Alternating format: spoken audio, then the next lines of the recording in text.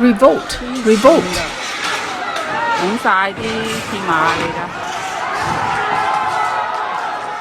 Haizhu District in Guangzhou, the fourth largest city in China, is badly hit by the epidemic and has been under lockdown for more than 20 days. With supplies severely lacking, protests broke out on the night of November 14th in many parts of the Haizhu District. Angry people pushed aside barriers and rushed to the furthest outlying checkpoints.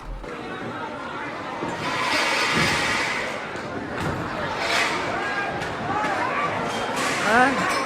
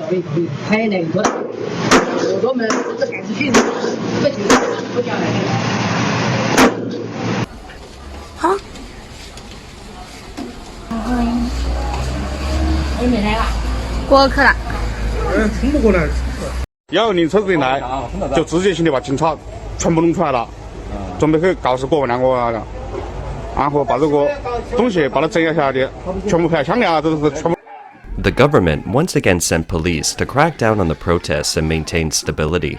Sources said some protesters were arrested, but this didn't scare the people.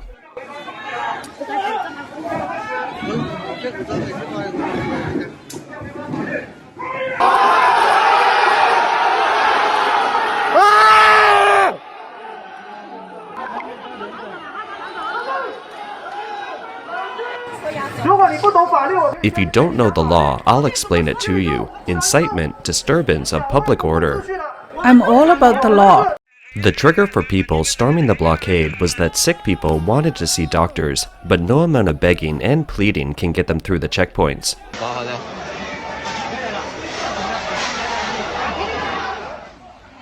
Look, on November 13th, an elderly man knelt down and begged the staff at the checkpoint to let his feverish grandson go to the hospital.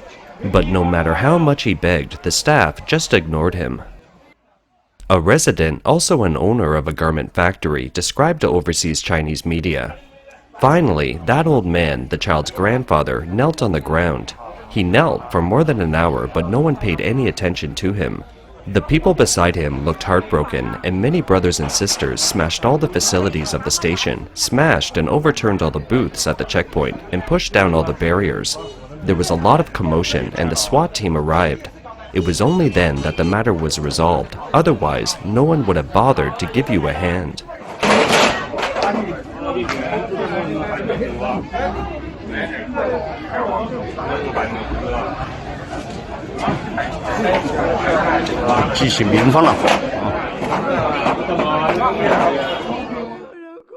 The following video is of two mothers crying as their babies are running a high fever of 39 degrees, but they are unable to get out of their neighborhoods for medical attention. No one really cares about us. I'm really distressed. Fever, 9-month-old baby, 39 degrees. Do you want to let her fever to more than 40 degrees and become stupid?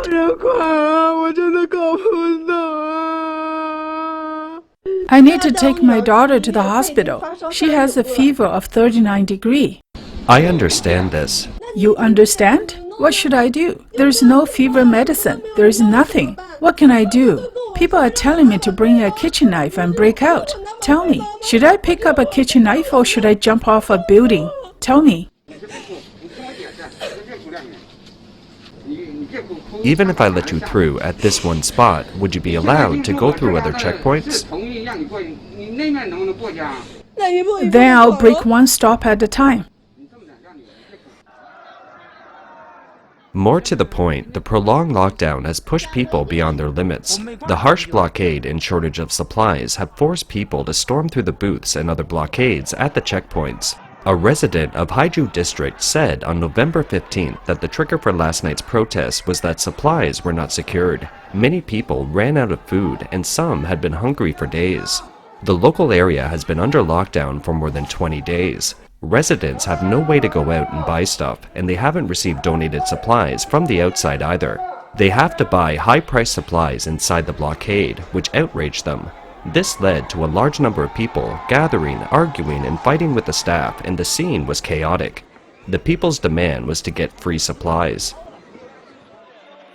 Earlier, residents of Guangzhou sang a song in the darkness during the blockade control, Sea and Sky. It was a song often sung by Hong Kong people during the protests.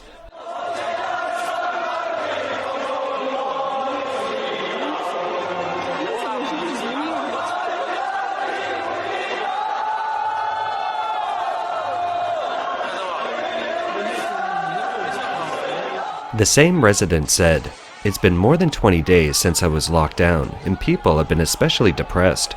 Life is insecure too, with negative and positive cases mixed together in a poor environment, plus a lack of government solutions." The fuse was lit all of a sudden and could easily lead to riots. He also said that not only his neighborhood but also several neighboring communities experienced the same protest activities. The number of people who participated in the protest was at least tens of thousands. In some cases, several thousand people participated in one street. Haizhu District is home to a large number of garment factories, with more than 5,200 garment factories and warehouses in its jurisdiction. The area is densely populated with transient workers. In the most concentrated area, there were more than 100,000 people living in about 1 square kilometer. The next day, people saw that some patrol vehicles were overturned and fences toppled. One netizen wrote, "This is similar to a world war, but people are just trying to survive." Police cars were overturned, glass broken, and motorcycles tipped over. "We fought off all the government vehicles. They abandoned their vehicles."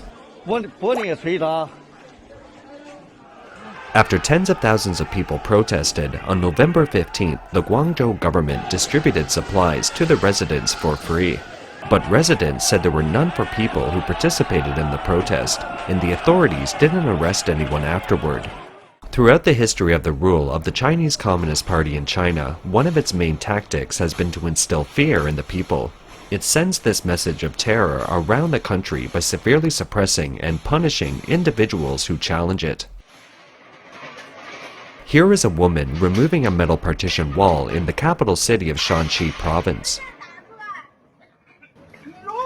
If you say you represent the residents' committee, the residents' committee is the residents' self-governing body, and none of you have discussed it with us, the people, about the blockade, right? We want to agree anyway. A hospital emergency vehicle can't get in or out. Who's responsible for this? You now show your credentials, okay? Where you are from, which department, please explain clearly. It looks like the woman's daughter is standing by to help.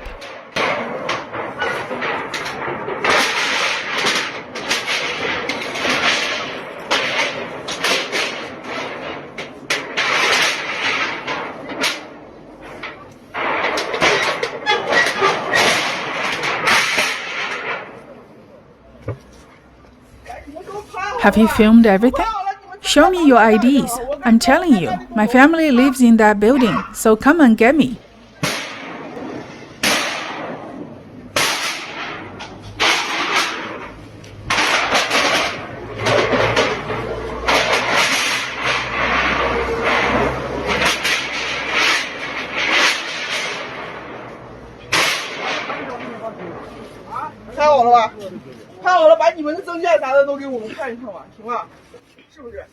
The residents' committee, the residents' self-governing body, right? Which of you discussed it with us residents? If something happens, the hospital ambulance can't even get in. Who will be responsible if something happens? There have been so many tragedies exposed online, and you still don't know? Are you waiting to take on the responsibility?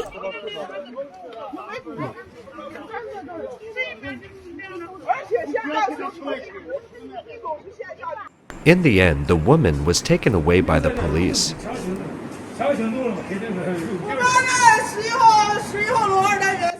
My mother lives on the 11th floor, Unit 2, Room 303. She has a fracture already. You have to be my witness if anything happens to my mother. Back in Guangzhou, it can be said that the city's residents succeeded in their massive protests this time. It's not an unusual occurrence in China. Previously, more than 5 million people have been under lockdown in Guangzhou, and red fences were everywhere.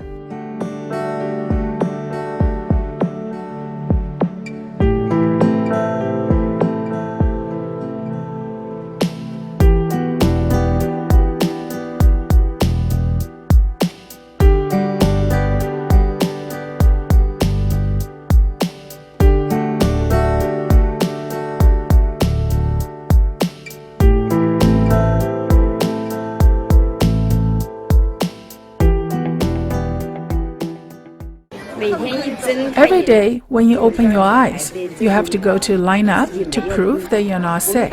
Are we sick or not?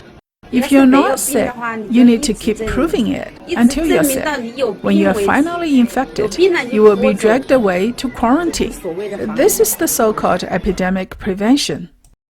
After the massive protest in Haizhu district, transit workers from Hubei province decided to leave and return to their hometowns, so a wave of people started to flee. Most of them work in garment factories. There are about 200,000 people from Hubei province and Haizhu district. It's estimated that tens of thousands of workers have chosen to leave Guangzhou.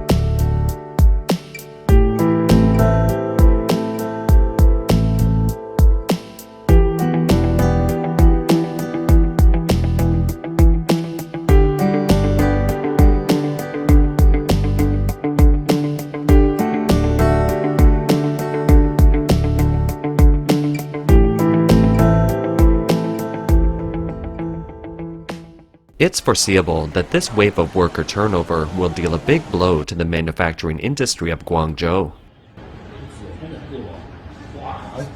太多人了，我去啊！下面的还是我这边还有，这里出去几万人都有了。这个没有。哎，这个地嘛好喝那个，全部是这样的，全部是这样的。啊，对。今天晚上那是有用的。对。你看这么多羊。啊。这个多少拉走今天2000人都有。啊。2000人都有。 This scene is so scary. It's all people from that district. It's useful to make trouble last night. You see, so many people can now leave. It's useful to fight back. Here, at least a few thousand people. Hurry up. The situation here is very scary. Hurry up and leave. Have you got your stuff? Hurry up and follow the crowd. Hurry up. We believe that the epidemic may not exist and the lockdown may be lifted when all the Chinese people stand up in a dignified manner and come together to face the tyranny of the CCP.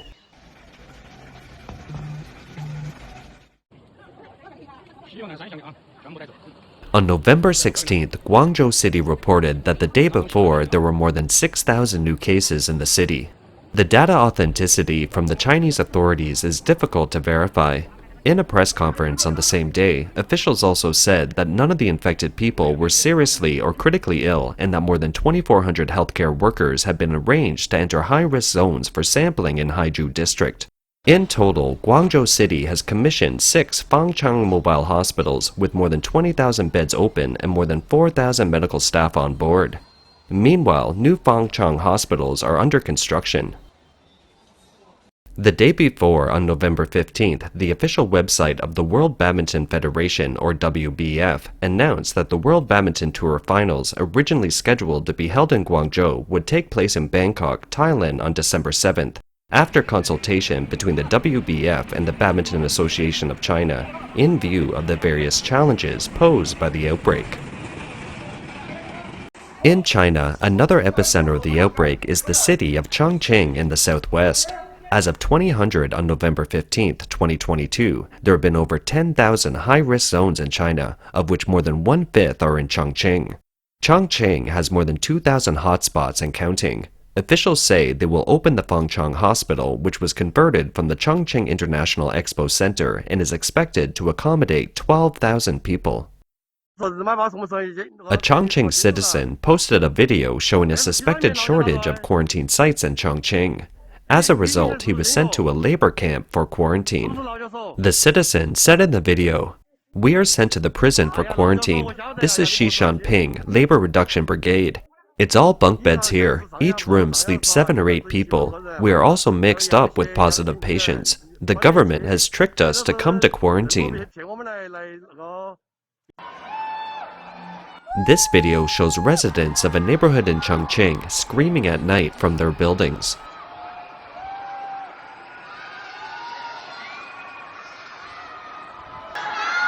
The town of Xiping is now getting a prelude to a rebellion.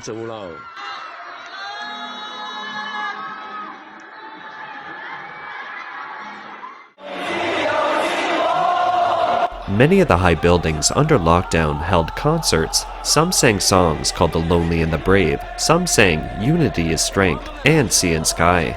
It can be said that these songs are all voices of resistance. The resistance is a result of people's bottom line being repeatedly challenged. On the morning of November 12th, a pregnant woman in Chongqing had a stomach ache. She was stopped by neighborhood property management and staff. She miscarried after a 4-hour delay in seeking medical attention.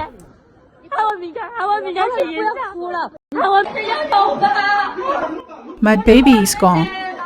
My baby is gone.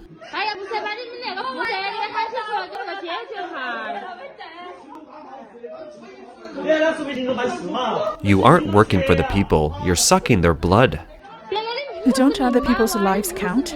The baby's life isn't a life? A citizen took to social media to warn people not to believe the officials no matter how nice they sound. He advised, "It's recommended that within 15 minutes you can't get out of the neighborhood, just ram through the barrier and don't wait much longer." According to Chinese government regulations, neighborhood committees are autonomous organizations of residents and have no authority to block off neighborhoods. And residents of Chongqing described to overseas Chinese media that blocking off buildings, blocking off neighborhoods, all is done in the name of the neighborhood committee. The government and the Communist Party are like secret agents, not daring to show their faces and hiding from the light.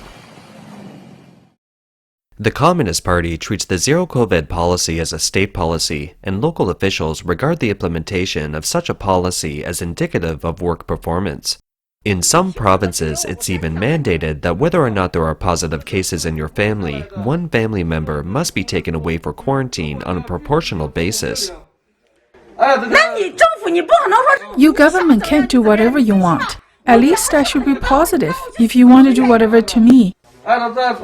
According to the law, if you don't follow government orders, you can be punished according to the law, and we can detain you. Why do you detain me?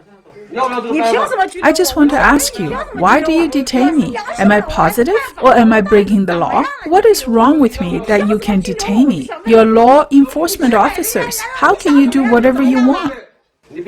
You should stop talking because there is a positive patient in your building. In the building, I have no close contact with that person. I simply have no opportunity to go out. How can I have close contact with others? What makes you say I'm in close contact? You show me the surveillance evidence. Let me see. Today, police officer from the Newtown Public Security Bureau came to our place again to forcefully take people away for quarantine. They claimed that we had to go. We unanimously said we aren't going. Finally, I heard the police call downstairs. saying that at least 6 to 7 people had to be taken away from our building. And then they came again and discussed with us, saying that families with 2 or 3 members should have a minimum of 1 person away for quarantine and 2 for a family of 5. I don't understand this issue of transmission. Do you think only 1 person will be infected if there are 3 people in the family? What's the point of removing and isolating people like that? It is to drag away the healthy people, send them to the infected crowd, and then send them back? I really don't understand what's wrong with this city of Hohhot. Now let's update the situation of Foxconn in Guangzhou, Henan province. An epidemic broke out at the Foxconn Guangzhou airport plant in early October, and since October 29th, a large number of workers fled in panic and returned home on foot. Coinciding with the peak production season, Foxconn has adjusted its attendance incentive policy several times in order to retain workers. Its ID-PBG business group, which has been severely struck by the outbreak, is the unit responsible for Apple's iPhone assembly and is the largest foundry for the iPhone 14 series, accounting for about 70% of the overall foundry ratio for the iPhone 14 series, as well as the main foundry for the high-end iPhone 14 Pro series models. Recently, the head of Foxconn in Guangzhou revealed that the factory is expected to recruit 100,000 people and more than 30,000 people have signed up so far, but there is still a considerable gap. Guess what kind of brilliant solution the Henan provincial government has come up with to solve this problem? According to Chinese media Tailian News Agency on November 15th, Henan recently asked many ground-level officials to take the lead to work at Foxconn Guangzhou for a period ranging from 1 to 6 months, and in the past 2 days some officials have responded to the government's call to go to work at the factory. Previously, it was rumored that some townships in Henan province have received the task of assisting Guangzhou Foxconn in recruiting workers and allocating the quota to the villages and towns. An interviewee revealed the situation in his own jurisdiction. At present, each village requires 1 person to go. This made Chinese netizens feel both infuriated and comical. One netizen wrote, "To administratively require 1 Foxconn worker from a village and to ask the ground-level officials to take the lead is totally degenerate. It's like forcing young men to join the army." To date, the Chinese Communist authorities have maintained a draconian COVID-19 zero policy, controlling the spread of a few cases through strict lockdown and travel restrictions. These measures have slowed China's economy and have impacted global economic growth. U.S. President Joe Biden and CCP leader Xi Jinping met in Bali on November 14th, the first in-person meeting with Xi since Biden took office. U.S. Treasury Secretary Janet Yellen was one of the U.S. officials accompanying him. On November 14th, Yellen revealed that Beijing rejected a U.S. offer to provide mRNA vaccines. She indicated that she hoped China would introduce a more effective vaccine to fight COVID-19. An official at the Treasury Department said Yellen didn't mean to imply that the U.S. would donate vaccines to China, but rather that Beijing's government had refused to import vaccines made by U.S. pharmaceutical companies. China is one of the last countries in the world to keep strict controls in place nearly 3 years after the pandemic broke out. China has been relying heavily on a domestically developed vaccine, but the domestic vaccine is less effective than the mRNA vaccine.